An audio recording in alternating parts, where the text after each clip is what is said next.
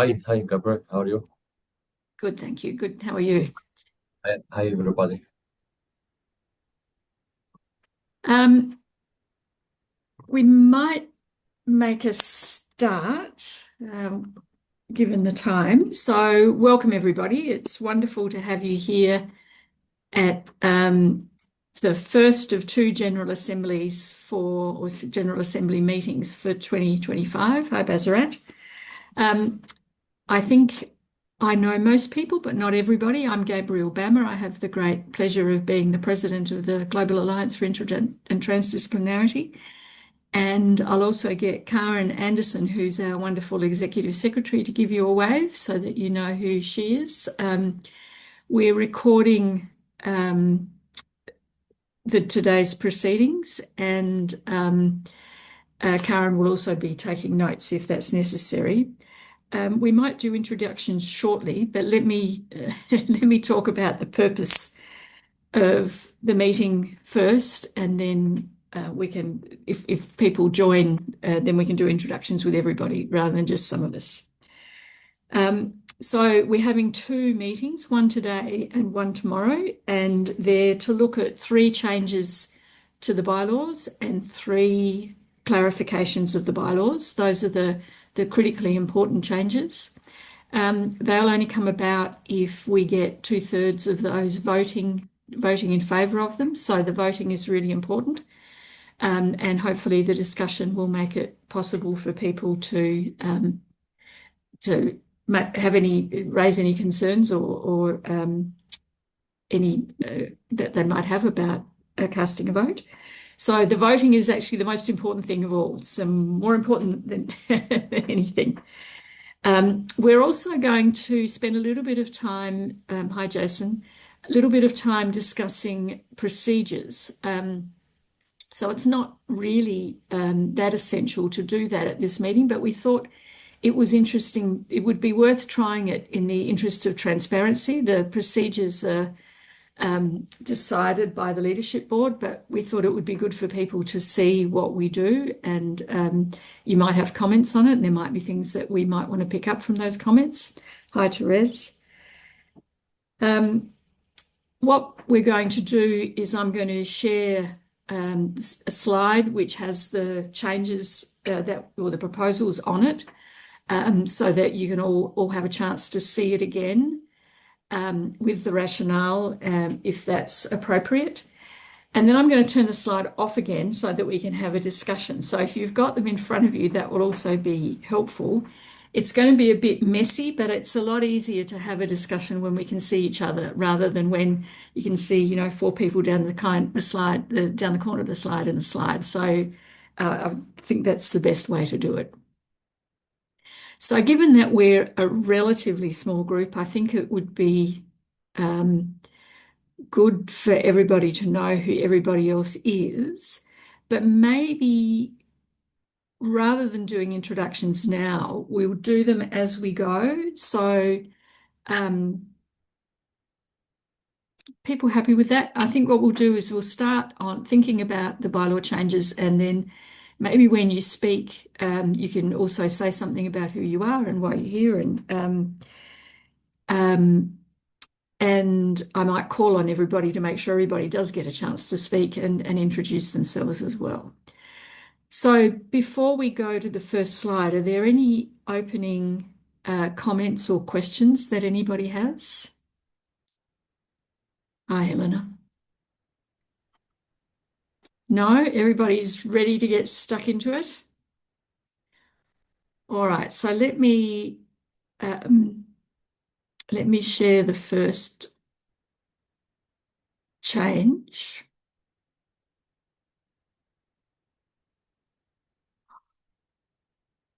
Oh, sorry.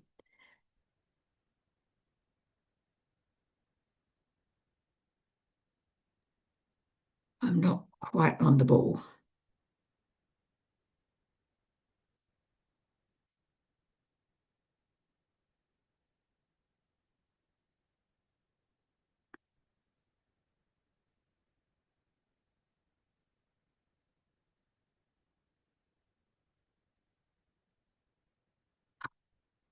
Okay. So let's start with the first of the bylaw changes. I'm sorry, I'll try and get there we go. That's better. So the first change is about lifetime membership. So we don't have lifetime membership. And this also introduces you to the way that the way that things will appear on the voting form, so that you're accustomed to that. So the current version is at the top. This is what the bylaws currently say. There's no change to the first paragraph to what's there now, but we're suggesting adding some new text at the bottom. That's there in italics. Let me give you just a couple of minutes to read that, and then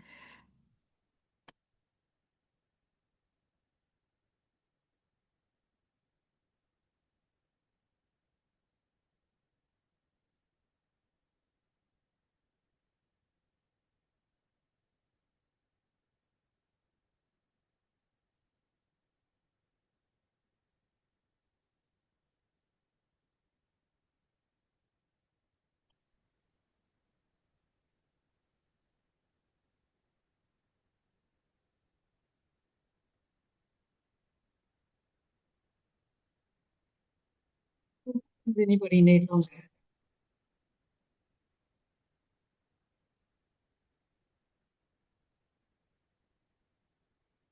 So sing out, please, if you need longer. The rationale is that this is a common way of recognising exceptional contributions, and the procedure, which isn't to be voted on, but just to tell you what we have in mind, is that people will have all rights, that anybody in the Alliance can make a nomination, but it'll be decided by the leadership board whether it comes forward to the General Assembly. And then we thought it might be useful to have some examples of what an exceptional contribution looks like. It'll obviously vary a lot depending on where people are located and what's possible. So we've done this for what might be expected from someone from the global north, but obviously it'd be different for an institution from the global south. I'll give you another 10 seconds.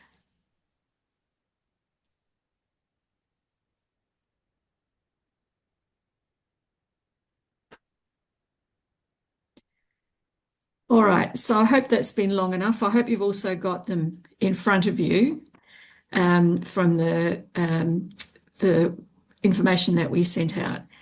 Is there any comment or discussion on that one?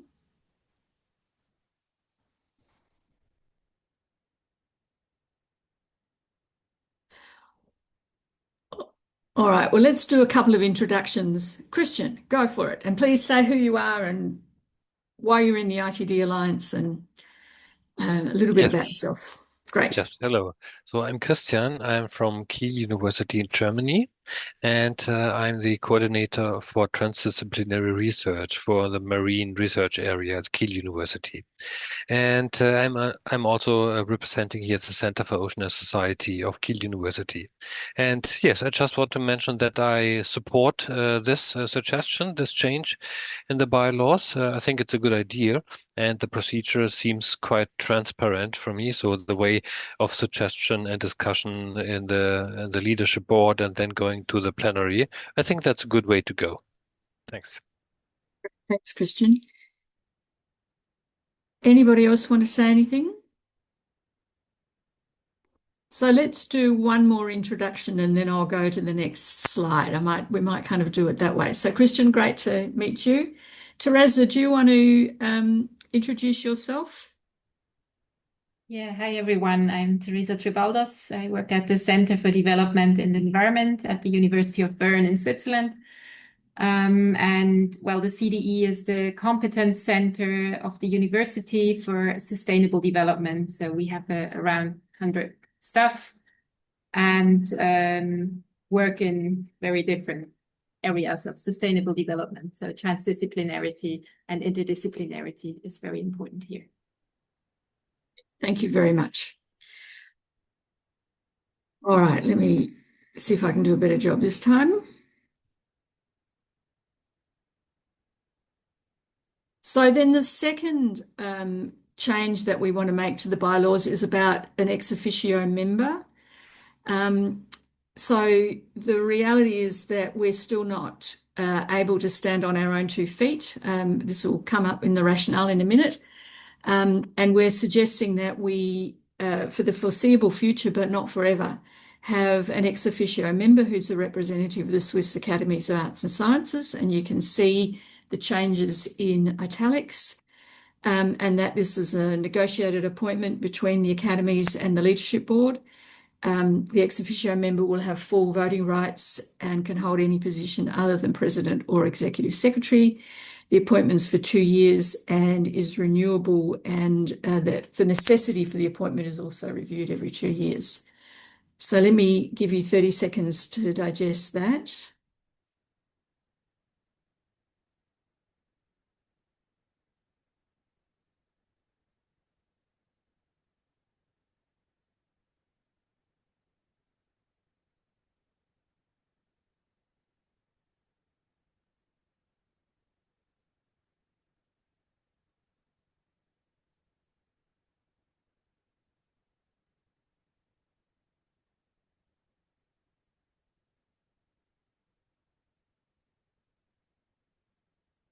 So, so please, if you need longer, please say so.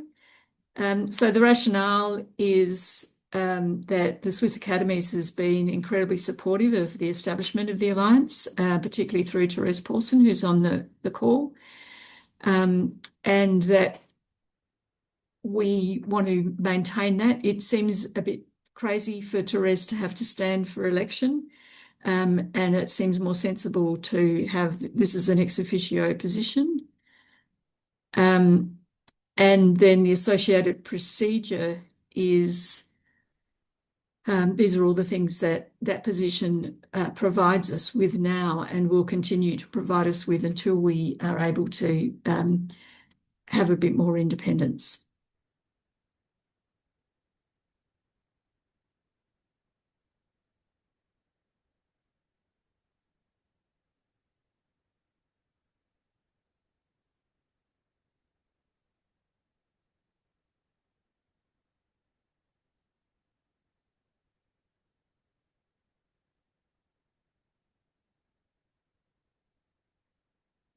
All right. Anybody want to make any comments on this one or take the opportunity to introduce themselves?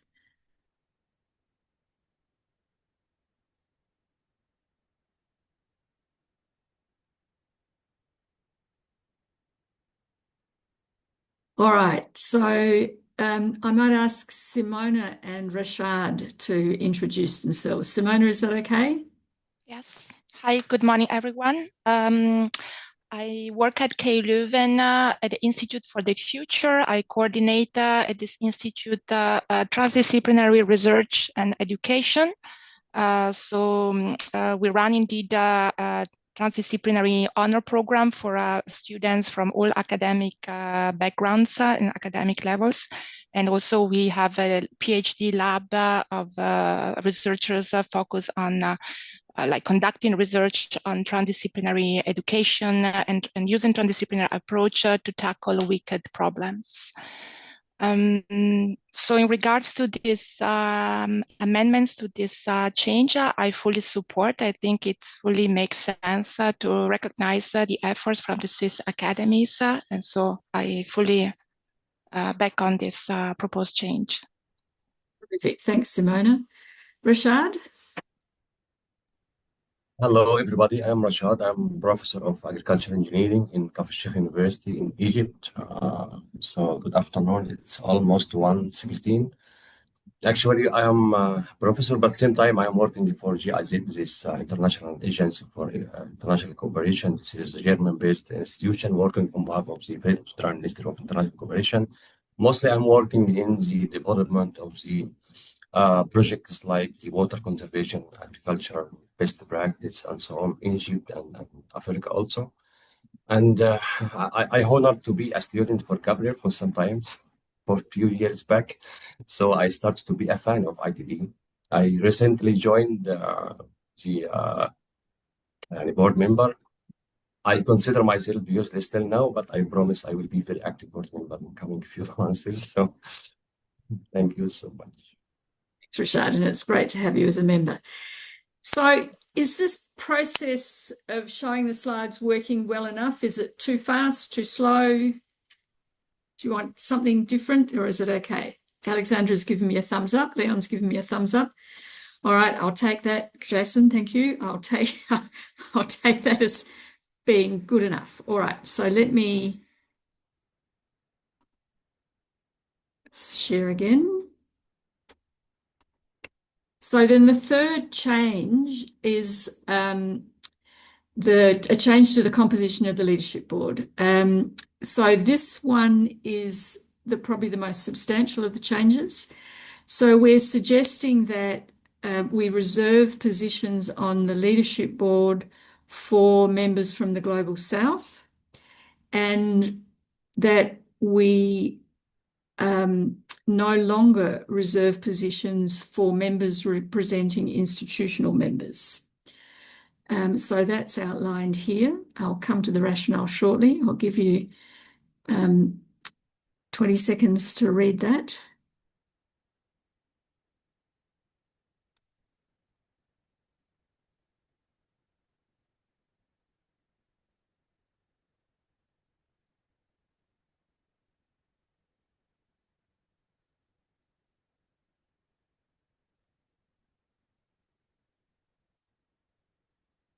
So the rationale is that we know quotas are effective. They've actually worked really well to get institutional members onto the leadership board.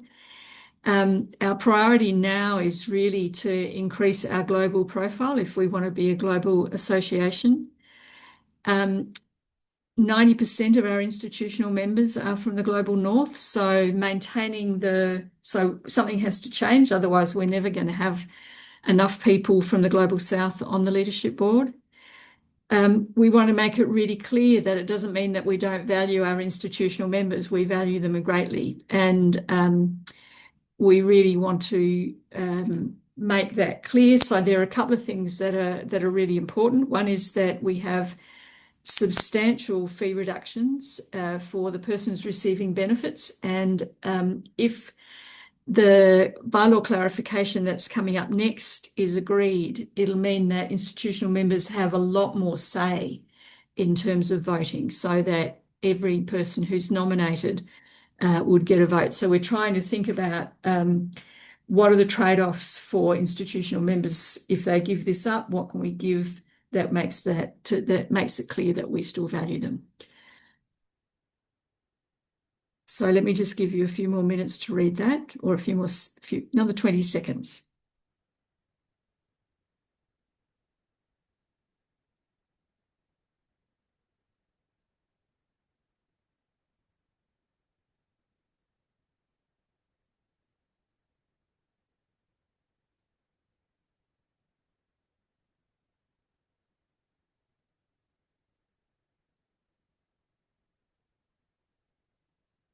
Okay, so discussion on that one.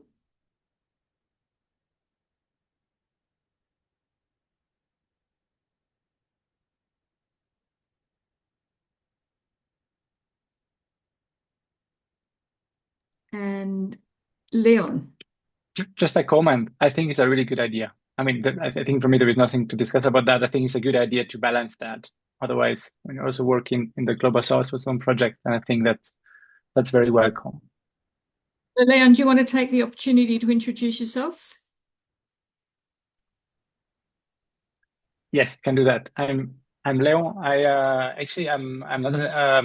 I'm not a university actor. I'm a private actor. Actually, we are a young company that provide knowledge integration and transdisciplinarity services for project programs and processes in any sort. And I'm more at the user end of transdisciplinary methods. And we're based in Switzerland. You've also got a great gig with the Swiss Academies and not with the Swiss National Science National Fund, right? Yes, that's correct. Do you want to just tell people about that? Yeah, we have national project, national research project in Switzerland that thematically, and that's usually, it's actually a series of programs that should address a bit, let's say, the politically hot topics of the day. And there is one on biodiversity and ecosystem services. And the aim of this program now is to make it really actionable from a societal perspective. Actually, it's not anymore only wanted to have science providing policymakers with information, but also have something more integrated. And now we have the first program at this scale. It's a program with about 15 projects in it, where the design is from scratch transdisciplinary. So it's not anymore only the academics, but we require actually that is with a kind of 50-50 design and carrying out of the project between societal actors and academics. So that's quite new. It's just starting now, and it will last about 5-6 years now. Great, thanks, Leon. Anne. Thank you. I'm Anne Salmi from the University of Oulu, Finland. So great to meet you all from both near and far. I would just like to ask, representing an institutional member from the Global North, that how will the ITD Alliance then try and attract more institutional members, since I see this as, well, obviously, if the amount of votes per institution will grow, that is a significant factor. I realize that, but on the other hand, it may end up, we may very well end up in the situation where almost the entire leadership board consists of individual members, and their views may not fully represent the different kinds of needs that the institutional members have. So I'm actually, frankly, I support diversity fully and from the bottom of my heart, but I'm really concerned of this fact. Yeah, it's an important point, and we haven't taken this decision lightly. We've had quite some heated discussions on the leadership board about it, I can tell you. Well, not really heated. We don't get heated. So I guess it's a trade-off, and there's so it's also quite possible that everybody on the leadership board is an institutional member. So I think if every institution can put forward a member to stand for election. We're not overwhelmed with people standing for election. We've for the first time last year had more people standing than we had places, which was great. So I would encourage institutions to continue to put members forward. It just means that there are no quotas anymore, right? So I think if institutions are concerned, that's an important thing to do. We have, as you said, try to provide a trade-off, which is that we giving institutions more voting rights. I guess there's also right, I have to be honest and say right now, I'm not sure that if you are an institutional member who doesn't have a member on the leadership board, I don't know that you benefit very much from the institutions who do have members on the leadership board. I don't think there's any cross talk. And I'm not sure that an institutional member who represents one institution is necessarily very representative of all the other institutions. So I'm not sure how big the loss is, I guess, although, I appreciate that it's important. I guess one of the things that we're trying to do as an association is to spend more time at least communicating with our institutional members. So I try to write to the institutional members when something important comes up so that you are well aware of that's coming up. So there's I guess, a direct line of communication to me, which individual members don't have to the same extent. So we're trying to continue to make it valuable for institutional members to exist. But if people have got other ideas, we'd also like to hear them. Any other comment or discussion on that point?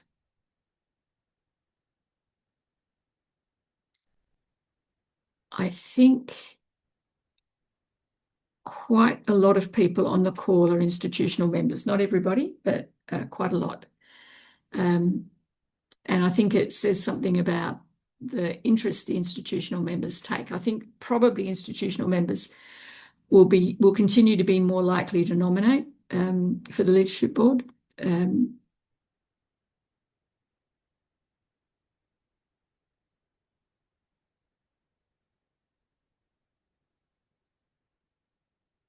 Well, let's do one more introduction because it might give somebody a chance to say something. Helena, would you go next, please? And then we'll go to the next item. Sure. Do you want me to introduce myself? Yes, please. Yes. Hi, everyone. So my name is Helena Guimarães. I am a researcher at Évora University in Portugal. I have been a member of ITD Alliance for a few years now and part of the leadership board. Évora University will be the next host institution of the ITD conference in 2027. And which I'm very happy for that. I think I've been working with transdisciplinarity since my PhD. I work in natural resource management with transdisciplinary approaches. And I think that's it, what I would like to say for myself. Thank you. Thank you.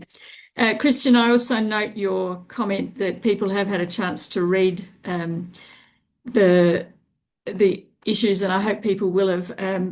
There's always a delicate line between recognizing that people have read it, that some people have read it and some people haven't. So I hope you can do email or something while while we're having the discussion. All right, so now we're up to bylaw clarifications. So the first one is who can vote, and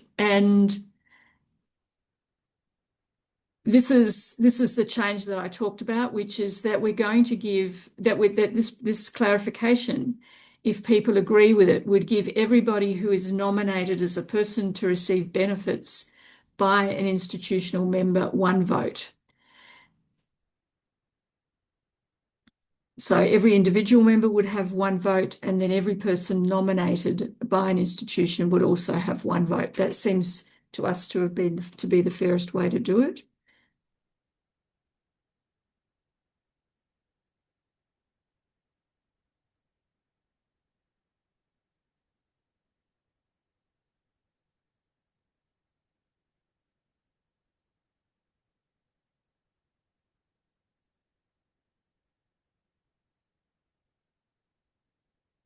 And the rationale for that is it's never been clear how institutional members vote.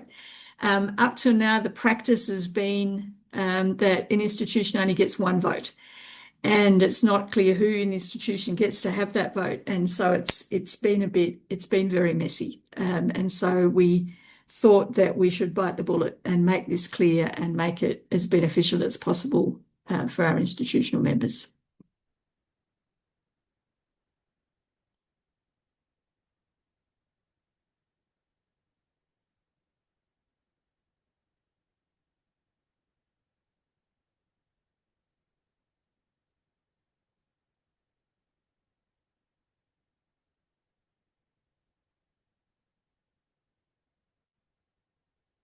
So any comments or discussion on that one?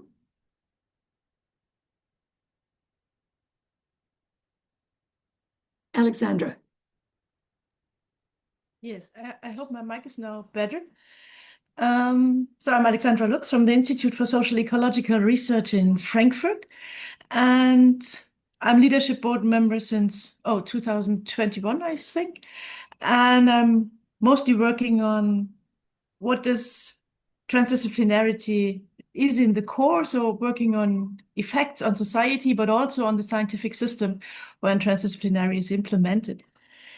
And regarding the suggestion, I think we can put with this broader voting, we can put also a motivation within the institution as an institutional member to put forward the engagement and the motivation for engaging into the ITD Alliance, not only in the working groups and doing the hard work, but also having a right to say. And I think that's valuable.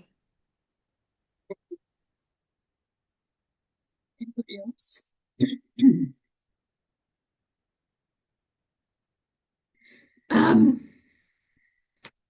Excuse me. Sabina, do you want to introduce yourself? So I'm Sabine. I'm group leader for Inter and Transdisciplinary Research at ERWAC, which is the Swiss Federal Institute of Aquatic Science and Technology. And I'm currently leading the working group on integration experts and expertise since, I think, 3 years already. And soon there will be a handover of leadership. With great glee. All right, thank you very much.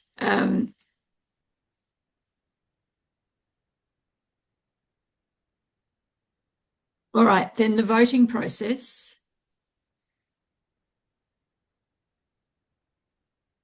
So this is really just a wording change. That was, I think, Teresa, you were responsible for suggesting this. Anyway, it was a great suggestion from the membership that we just make the voting process, make the wording clearer about how the voting goes. So this is really just a voting clarification.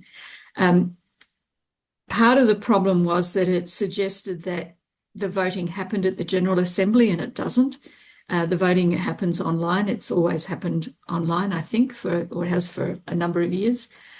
So it's just making the wording more precise and clear, hopefully clearer.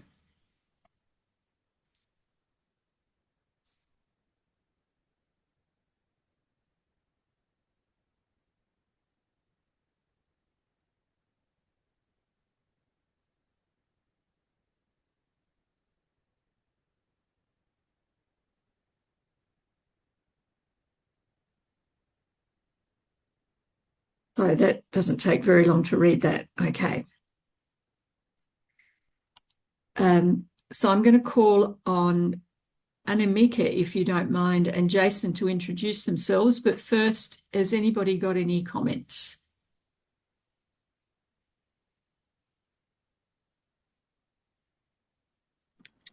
Annemieke?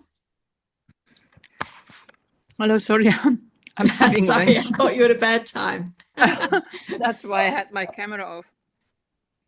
So I'm Annemieke van Damme from the Institute for the Future, and Simona, who is also is also part of the Institute for the Future.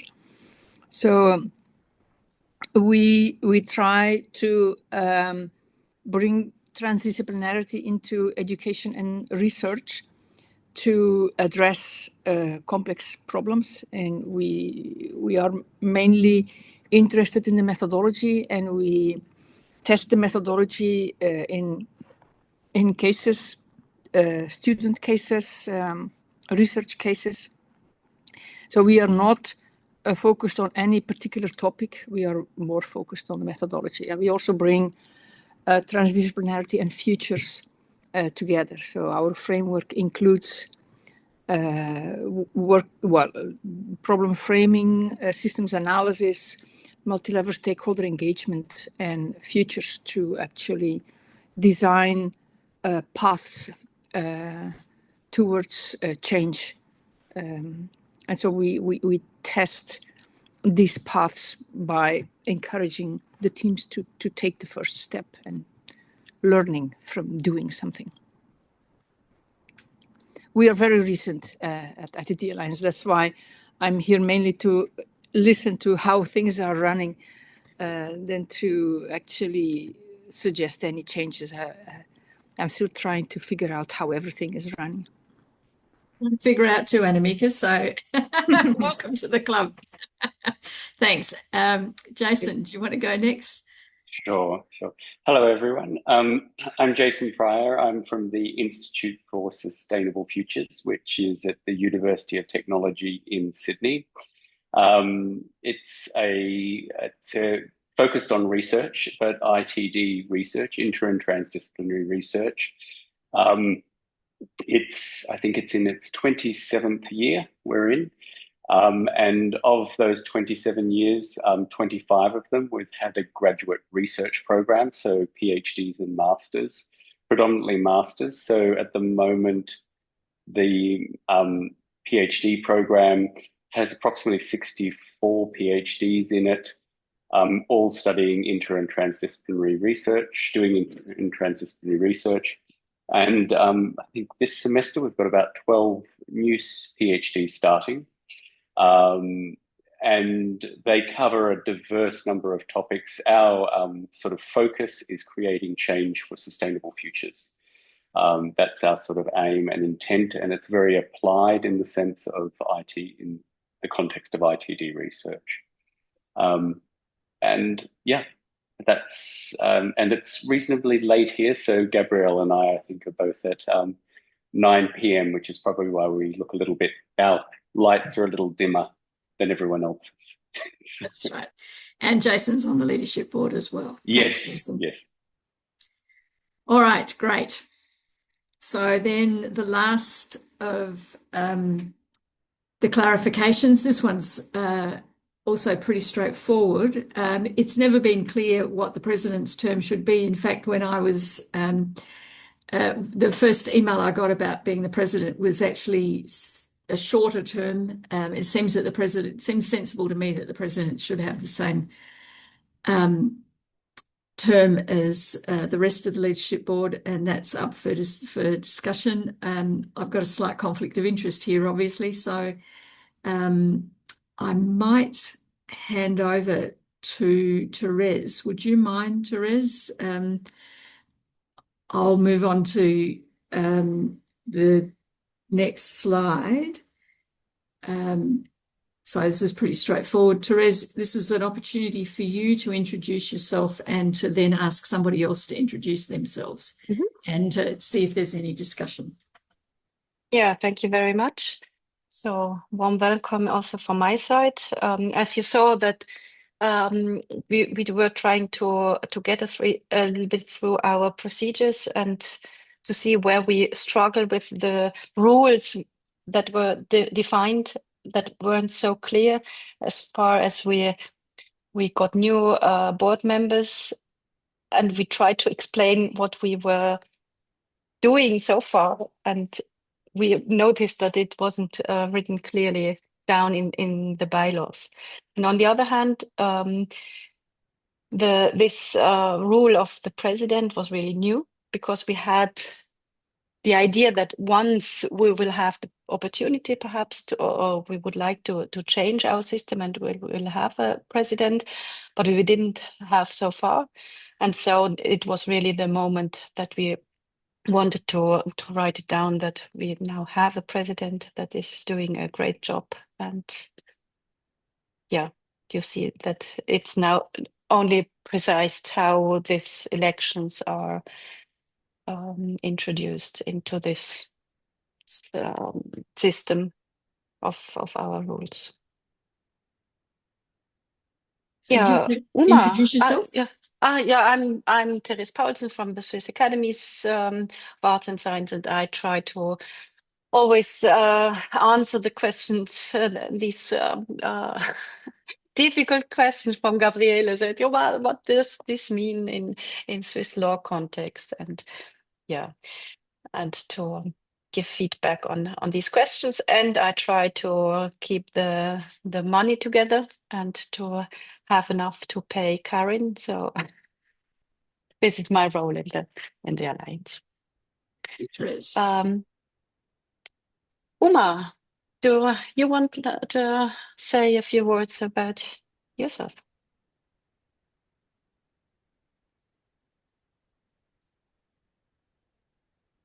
Uma, we don't hear you. We saw that your icon changed, but Muted, but we can't hear you. Oh, that's a pity. So perhaps Ria, you can step in. You're also a member that is for a long time with us. Yeah. Hi, everybody. Thank you. Good day to everybody. My name is Ria Lambino. I'm calling in from Kyoto, Japan. I'm based at the Research Institute for Humanity and Nature. And so our institute, RIN hosts various long-term big transdisciplinary projects, and so I'm representing RIN as a member of the leadership board, as an institutional member. At the same time, as myself personally, So RIN, obviously Japan is part of the global north, but I'm originally from the Philippines, so I sort of represent the global south, I believe. And then at the same time, I myself, at the moment, I do a lot of capacity building, especially for RIN, for early career researchers on transdisciplinarity. We have a program called Terra School. We're doing it every year. At the same time, I'm also very much involved in, we have a new initiative now that's it's called the Asia Science Mission, that it aims to do to really develop, co-design, develop a transdisciplinary program within the Asia region. So I'm sort of here trying with some other colleagues, trying to raise the Asian perspectives. And so, yeah, I'm happy to meet all of you. Thanks. Sorry, just one quick clarification. I'm also very much, a lot of my work has to do with Future Earth, which is a global research network of sustainability researchers as well as practitioners. And Future Earth as a network is also very much transdisciplinary focused in a sense. So yeah. Ria's also a valued member of the leadership board, so thank you. Okay, great, thanks. So that's all for the bylaw changes. Those will be what we're working on. Those will be the things that people get to vote on. We're now going to look at procedures. So these are not for voting. This is really for information. And so that you know how the leadership board goes about making decisions, because that's basically what we're responsible for doing. So the first two procedures are about membership. I'm going to go through these a little bit more quickly, I think. So we often get, well, not often, but we occasionally get requests from individual members to have both reduce their fees and to have fee waivers. There hasn't been a process for renewing these. They've kind of stayed on the books forever. But what we plan to do now is to ask to renew these annually, just like all other memberships are renewed annually. And that we also ask people to give a brief case when they ask for a reduction or a fee waiver, partly because it helps educate us as the leadership board about what the situation is in different cultures and countries and individual circumstances. And the second part of this procedure is that it's also never been clear about what rights people have if they have received a fee waiver, and the position we're taking as a leadership board is that they have all rights, including voting at the General Assembly. I'm just going to go on to the next one and then open it up for questions and discussion. On the other hand, we've as a leadership board, we think that there shouldn't be fee waivers for institutional members, except in very exceptional circumstances. And the reason is that there are already substantial fee reductions for institutional members, and institutional members get substantial rights, including being able to nominate a number of individual members. And it just becomes very confusing if we also give fee waivers to institutional members. So let me stop sharing and open this for discussion. And I'm also just going to warn Heidi and Bazarat for introductions, and we'll also try Umar again. So first, any comments or discussion on those three procedures?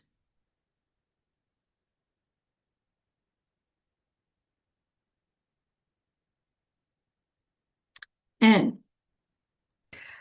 Yes, thank you. I would like to ask, last year in the General Assembly, when the fee structure was updated, it was decided that some of the institutional members could choose whether they stay in the original structure or follow the new structure. Will this remain still the same, or will this be removed? Because this would, of course, then significantly affect us, for example.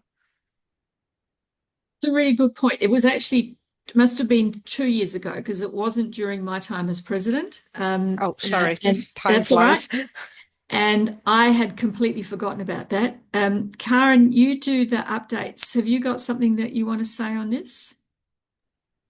No, I don't really have anything to say, although I appreciate you bringing it up, actually, Anne, because I'm not sure that I have made that clear in the recent invoices, and I think that I should, although I don't.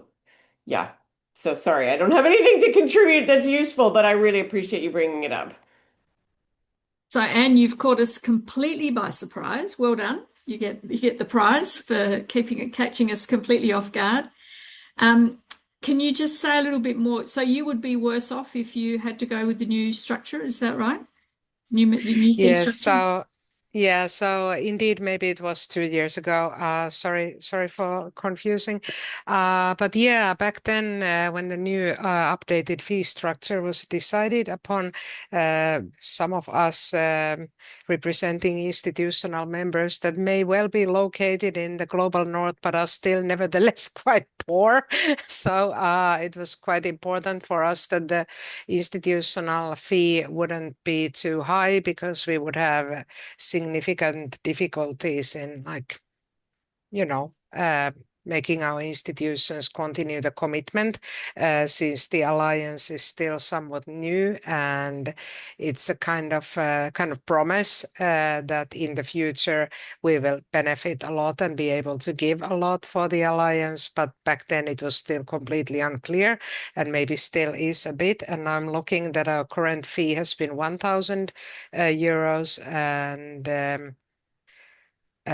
regarding our personal size, according to the updated structure, it would be 3 times as high.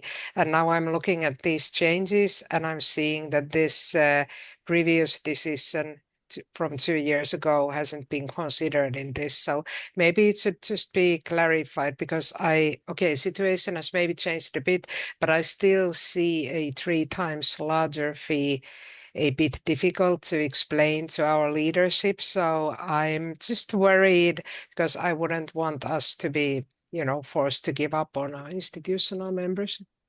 And I think we would always find an accommodation. I think yours is also specifically a very specific circumstance where your whole university is signed up, which is why it would be so expensive. A lot of other places have just signed up a part of the university to make it more manageable. And I think there's no problem with us accommodating you in future. Just Karen needs to remember to do that and not charge you for the full fee. Annemieke. Yeah, but I'm sorry, just I don't want to make like a University of Oulu clausule in there, but just somehow a more general decision, right? So, but thank you for considering. Annemieke?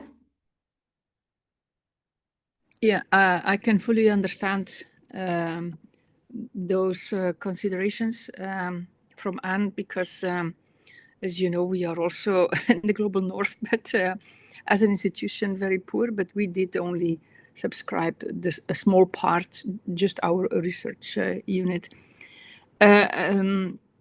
Another element maybe, I don't know if there has been thoughts about that, but we will probably have a member from our Institute for the Future from the Global South. Does that make any difference in the considerations? For the fee for the Global North, for your fee as an institutional member? Yes.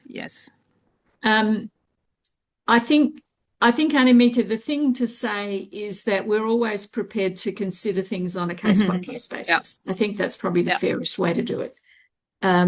So, there's a lot that we're learning too. And the reality is that we want to serve our members, not dictate to you. So if you say to us, but we also need to preserve some sense of fairness across the whole organisation. So those are the things that we're considering. I think Anne's case is very clear cut. I think And I think in your case, if there's an issue that you want to discuss with us, then please get in touch and we'll take it on board. Okay, thank you. Other questions or concerns?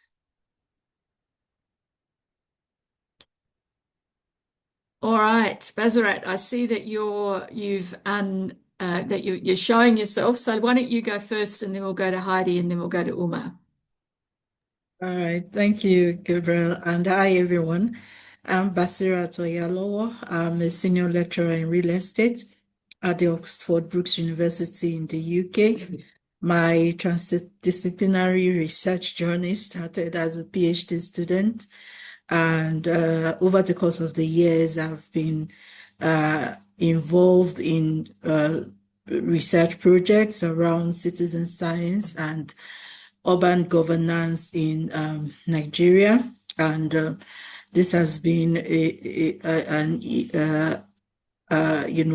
my area of interest in ensuring that urban governance better serves disadvantaged people. And this is the value that I see that transdisciplinary research brings to the table in countries like Nigeria and generally, indeed. I've been a member of the leadership board for a couple of years, and I'm happy to welcome new members on board and to be a part of this General Assembly today. Thank you. Heidi. Hello all, I'm Heidi Paraniemi, calling from Oulu, working with Anne to strategically promote and enable inter and transdisciplinarity at the University of Oulu level. And yeah, that makes our institution maybe a bit different because we don't have one small part working with this, but we really try to implement whole university-wide strategies and policies. So yeah, that's my not a very small task to get done at all. Nice to meet you all. Great, Heidi. Uma, do you want to have another go at introducing yourself? Yeah, let me give it a try. Got you. Yes, hello. Yeah, so you can hear me now? Yes. So I am Umar Ibrahim. Why am I distance upside down and network issue? You're not in Australia. You're not at the other side of the world, but you are in Africa. That's upside down too, right? So. At all. Thank you so much. So I'm Umar Ibrahim, an associate professor of environmental change and public health. I'm interested in transdisciplinary collaboration because I was made to understand what it is by Jason Pryor, who is sitting right here, who is my mentor, and also took me through the journey of transdisciplinary collaboration. So my focus were in climate change and health, the transdisciplinary collaboration for climate change and health. And I am looking into the health sector from the sustainable development perspectives, considering the factors of sustainable development, the social, the economy, and the environment. If you put them together and look at their contribution to health as determinant. So as such, every entity that look at health, environment, and also human as one. So this is my focus of the transdisciplinary collaboration and in my research. Thank you very much for the. Okay, I'm also a leadership board member and also executive board member of the leadership board. Thank you so much. And recently replaced Helena on the executive. Helena did a great job, and Uma will also. Karen. Hi, thanks. Just as we've been having this conversation about the fees and stuff, it occurred to me that although, for the example, where an institution is paying the legacy fee, even though that they're a larger institution, one of the issues that can affect that is if somebody stays with an old fee, even though they're a larger institution, that's still, particularly now that the individual voting rights for the institutions, all those individuals have voting rights, that the number of individuals corresponds more to the rate that they pay, even if the size is bigger. So if you're a full institution that you were paying the whole rate of, for example, 3,000, then that means you would have 80 individuals. But if you're going to pay the $1,000 rate, that comes with 20 individuals, and that also seems more like a way to make it also fair. I just thought that might be useful to think about. Yeah, great point. Thank you. Okay, thank you. All right, then this is about the number of General Assemblies. So the bylaws stipulate that we have one a year, but the experience from last year was if there's a bylaw change, we want to do that before we have, particularly if it's a bylaw change that affects the election of people for the leadership board. We don't want to have that at the same General Assembly as the election for the leadership board is considered. So what we've done this year is to split the General Assemblies so that there's this one for the bylaw changes and that the leadership board elections will be, and the general reporting will be at the main or the other General Assembly, which will be in October. So that just seems to be kind of a sensible way to do things. It was a bit of a nightmare last year trying to think about voting for the leadership board when it depended on what the voting was for a bylaw change, and we decided we didn't want to do that again for our own sanity and probably for the sanity of the members. Then just to make the dates clear, so that the fiscal year or the financial year runs from the 1st of September to the 31st of August. And the General Assembly that approves the annual budget and the financial statement is then in October. And so we've tried to get a sequencing in place that makes everything run quite smoothly. I don't think there's anything terribly controversial about that. And let me just do one more, which is about tied votes. We haven't had this problem yet, but we are always prepared for a problem just in case it arises. So if it happened that there were tied votes for the leadership board elections for the last position, then what we're doing is that the executive committee, which is the treasurer, the executive secretary, the president, and one person elected by the leadership board, which is now Uma, that they make the decision about who will be elected. So let me stop sharing and open those up for any discussion or comments that anybody might have.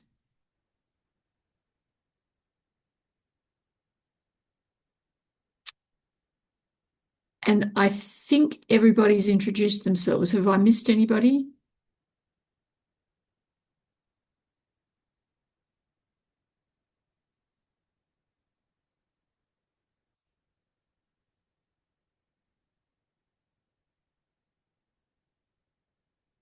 Okay, so let me go back to the next set of procedural changes.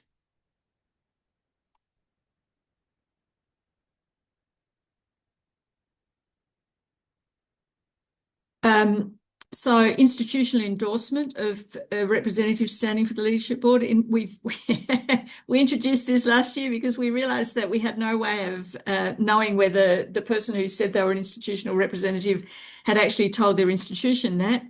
Not something that people would normally do, but people do it occasionally.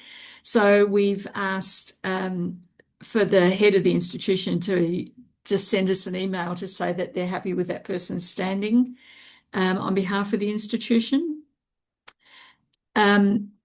We've also tied ourselves in a knot trying to think about what to do when an institutional member leaves the leadership board. An institutional member leaves the institution, and we've come up with the process, which is that when at the next General Assembly there would be an election, even if that was not due, that in the interim, the head of the institution could ask somebody else to be the representative, or which could be the original person, even though they're no longer at the institution, and that where that person who's left the institution has been really valuable on the leadership board, which all our leadership board members are, that the leadership board might invite them to stay on until that election happens.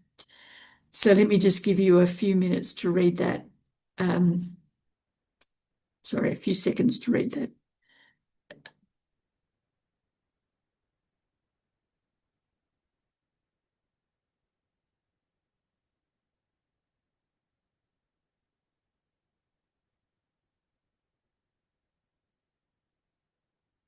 Okay, any comments or discussion on that?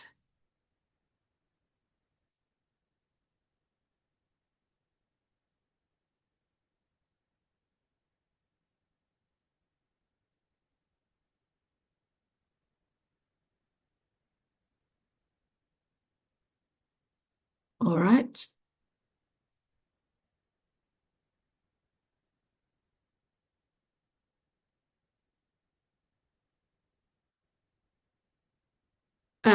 So then maximum terms, so that members can be re-elected for a maximum of 3 continuous terms, and then they need to have a break. That's true for individuals, and we're also suggesting that we've also decided, I guess, as a leadership board, that it will be the case also for an institution, that it can only be represented for 3 terms, even if it's by different people.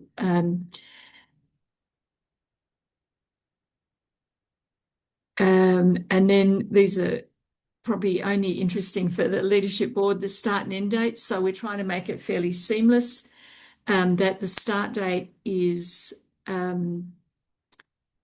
aligned with the date on which the General Assembly votes are announced, start and end date, so that we have a kind of a smooth transition for people who are either re-elected or who are leaving.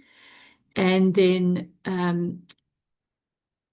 the executive committee. So the bylaws actually don't stipulate that the executive committee should have a member elected from the leadership board, but we've decided that we would like to have that as a leadership board. And that election is in February, so that there's time for the leadership board to get to know each other. So hopefully that's all pretty straightforward. So that's the end of the procedures. Any discussion or comments on that last set of procedures?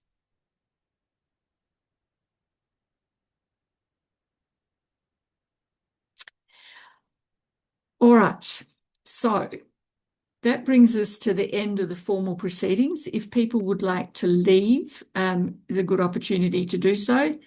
It's also an opportunity for anybody who wants to stay and have a more general discussion and get to know other people to do that. So it's entirely your call. But I am going to go round and ask everybody for a closing comment. And then, of course, as I said, if you'd like to stay on and chat for a bit, you'd be very welcome to do so. So I'm going to ask Alexandra, then Christian, then Anna to go first, and then I'll just keep going. So Alexandra, do you want to make a closing comment? Being the first for a closing comment. I think it was a really good decision to have these bylaws and procedure discussion before the General Assembly meeting. So hoping to get more to content and the lively discussion during the next meeting. And I think that was really good this way. Not only having an easier voting, but also having a kind of the formal things and the content-wise things closer together. That's good. Thank you for this idea, Gabrielle.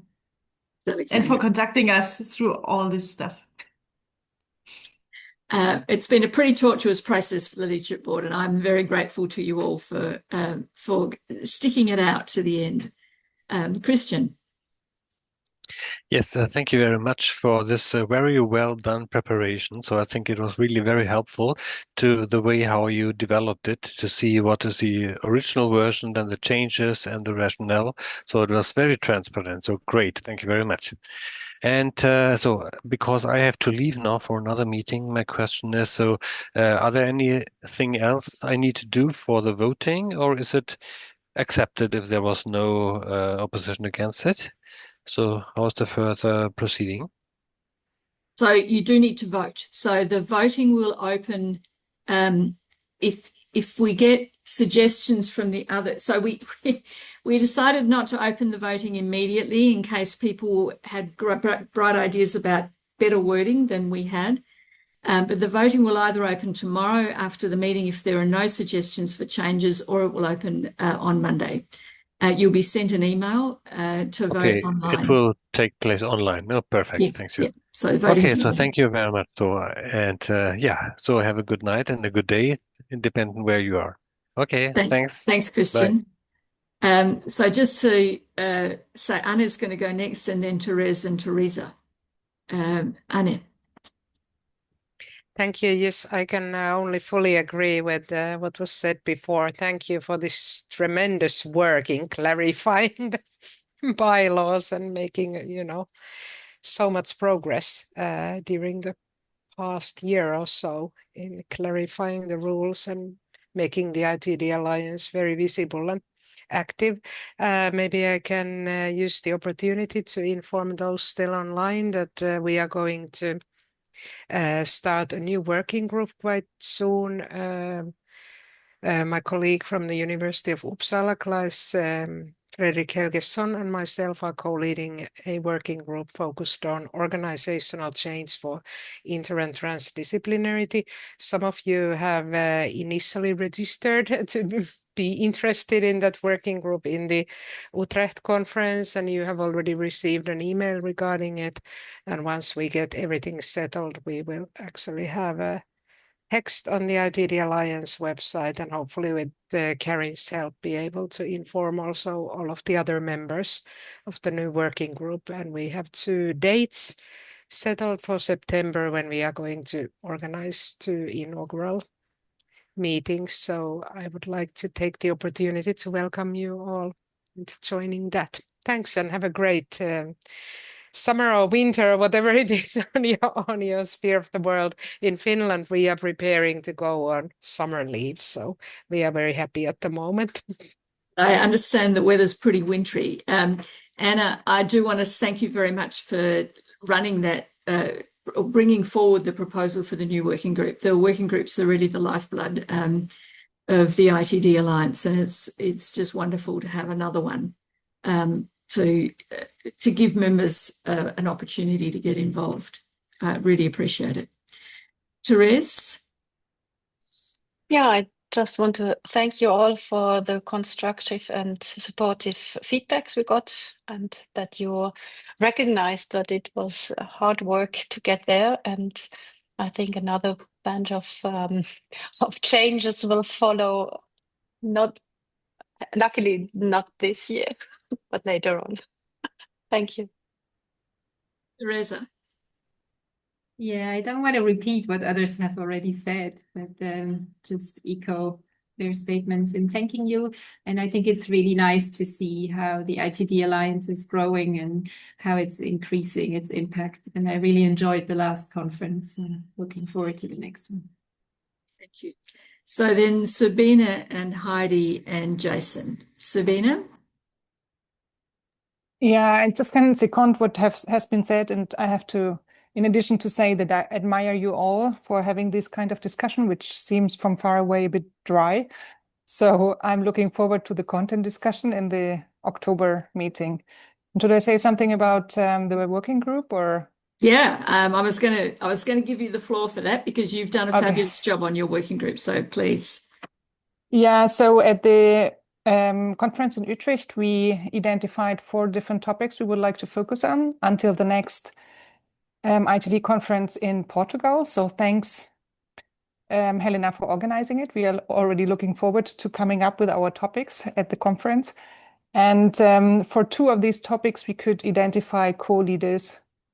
And now we had a meeting, I think 2 weeks ago, where we agreed that we will have a distributed leadership structure going forward, because this was necessary because the work grew over the last 3 years.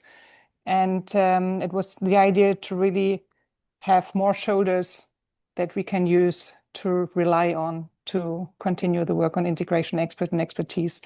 And soon I will send an email to notify or to note this change to Gabriela and all others. but there are other things I need to do before. But please be patient with me. Sabina, really appreciate your work in leading that working group. Again, as I said to Anna, the working groups are the lifeblood of the Alliance and really make it worthwhile. And you're absolutely right. These are the really dry, boring conversations, the meeting that we had today. But they're also part of what we need to do as part of the association. So at least somebody's having fun, right?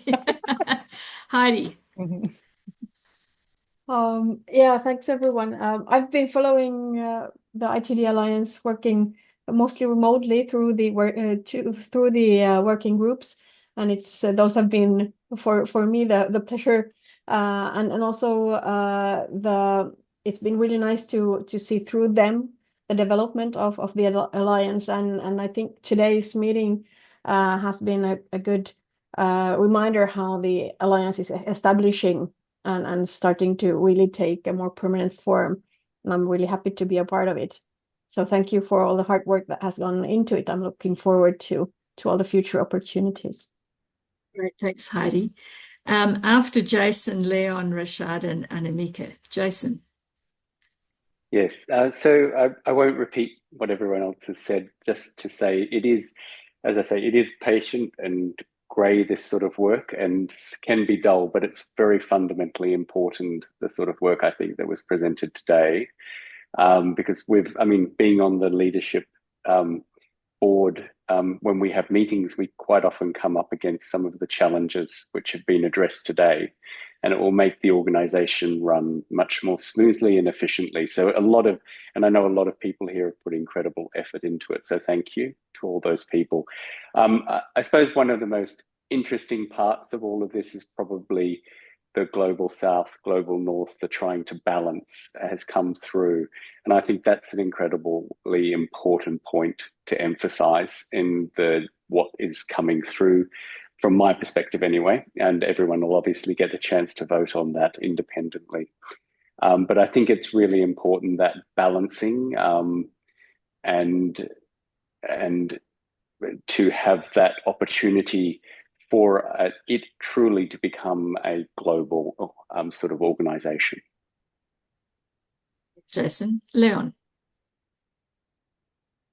Thank you very much for the interesting discussions. It's the first time actually I take part to a more formal meeting with ITD. I have been in the last years, let's say, passively hiding behind the institution where I was as a researcher at TD Lab in ITD Zurich. And now with my new activity also, for me it's also, I want to do some steps also to see more what is happening more in detail than what we see published. And I'm very thankful to all the great work that has happened in the last times at the ITD. So it's very interesting what's also done there. So yeah, for me, it's the first time I show up in such a meeting, and just also to see more how does that work, and maybe in the future contribute a bit more actively there. That'd be great, Leon. Thank you. Rashad. Yes, it's very hard to say any single word after what I heard from my colleagues, but really thank you, Professor Gabriel, for all this well-structured presentation and systematic changes that you have. Me, as all of my colleagues, believe that every single change has been made for something good and for better understanding, better organization structure. So I believe whatever you did, it's something good, and yeah, it will be deserved to be recognized for everyone, every single one of us. Thank you, and thank you for Karen, for all my colleagues who contributed to this type of changes made to make things easier for us. Thank you so much. Thanks, Rashad. And after Annemieke, Ria, Bazarat, and Uma. Annemieke. Yes, so thank you for this meeting. I've been in several associations before, and it's always the same discussions about how to get it formalized. But I'm really happy to see that there's a very democratic way of working at ITD Alliance, and I'm still learning how things are going, and I think we can it's very good for us to be part of this alliance. I also would like to thank Anne Salmi for the heavy work on the working group, because that's the working group that I'm currently most interested in, because we have problems here at our university to find our space. And yeah, I hope that working group can help us a bit. I also would like later to then talk maybe a little bit more to Ria Lambino, because I heard that she is interested in bringing ITD Alliance and Transdisciplinarity more to Asia. And one of our members of the Institute for the Future is from Vietnam. So yeah, I would like to know what kind of support she can get to actually introduce transdisciplinarity in Vietnam.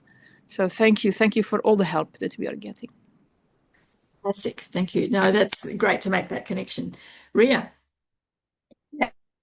So allow me to just quickly respond to yeah, thanks. I'd be happy to connect bilaterally so we could talk a bit more. We have a lot of ongoing initiatives, and it would be great to have someone from Vietnam. But thank you. Yeah. And so, I mean, I also need to excuse myself. So just wanted to quickly say again, thank you to everybody for, as I agree with everyone, for such a dry topic. I think I just wanted to acknowledge Gabrielle's leadership and for chairing it quite well. I felt this whole structure of getting everybody also to introduce is quite nice as well. So yeah, it's been great, and appreciate people's cooperation to go through these topics, and looking forward to the action part next time. All right. He's always making us act. Good on you, Ria. Bazarat. Oh, yeah. Yeah, thank you everyone for joining the General Assembly today. I think my passing words would just be to encourage us all to be in touch with the members that are, voting members within our institutions, and to encourage them to also vote when the window opens. Thank you. Thanks, Bazarat. Uma and then Karen. Yeah, thank you so much, President. No comment is also a comment. I appreciate to all, and thanks for the opportunity. Okay, Uma, that's your right to say no comment. Anything else you want to say? No. Good. Thank you. It's great to have you here. I know it's not easy, and it's always wonderful that you can join. Karen. Yes, I just want to say thanks to everybody who actually came. Your engagement and being willing to show up and have these conversations and discussions really means a lot. And I really just want to thank everybody for coming and participating, and for comments that we got in advance as well, for people who actually read and had made suggestions. Thanks. Thanks. Yes, and from me also, thank you very much. I know this is a pretty dry, slow, dull meeting. But thank you for making it about as enjoyable as it could be. So really appreciate that. And it's great to have everybody's input. So a number of people have already had to leave. For those of you who need to leave, please feel free to do so. And if anybody wants to stay and chat, this is also a good time to do that. Bye, everyone. I'm going. Bye. Bye. Taking chance for lunch. So bye-bye.